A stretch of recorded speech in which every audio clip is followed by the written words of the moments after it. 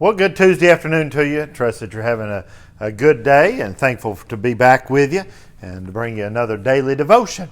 And I'm going to show you, use another object lesson this afternoon and show you a little bit about the thought I have from the Word of God. But I want you to go with me to Job 23. And I want to say off the bat that I'm going to use this verse from Job, but I'm not saying that what we're dealing with today is anywhere near what Job dealt with. But Job shows us how to deal with the trials of life. And he makes this statement in the middle of Job 23 in verse number 10.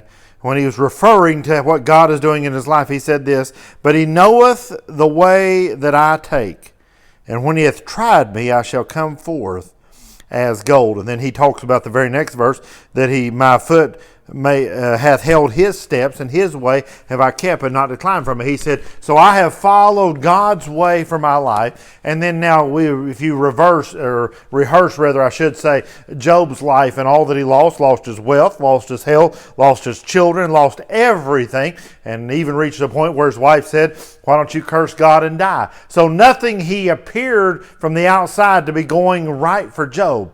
But Job made a statement that I think can help us. And he made the statement, and that is this: he knows the way that I take. Now, that is a great comforting statement to understand that God knows what he is doing. When we look around and the circumstances are not like we choose, we're reminded that God does not make mistakes and he knows what he's doing. And then, of course, we read the rest of that verse says that when he comes, it will come forth as gold, and there's a refining process that's going on. Now, I'm going to show you a little illustration to help you understand this. We're back out here in the front lobby again with these big, beautiful windows and a big, beautiful spring day. It's supposed to start raining tomorrow, but we're enjoying the weather and some work going on the outside. And I've set in this windowsill arched. This is actually a piece of plywood. And if you look up at the top, I don't know if you can see the top or not, but if you look up at the top of that window, you see those shims there. This piece will go up there.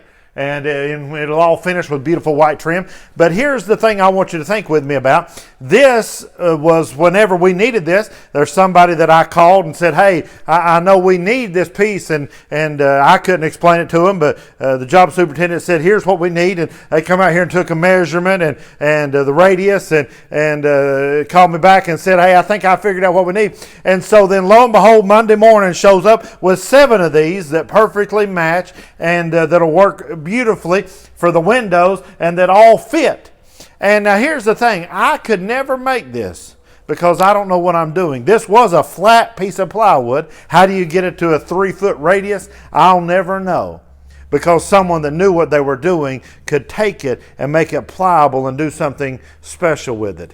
And as simple as this illustration is, it is the same thing with our lives. God can mold us and make us what he wants. He knows what he is doing when we do not know what is going on. And I want to challenge you with this.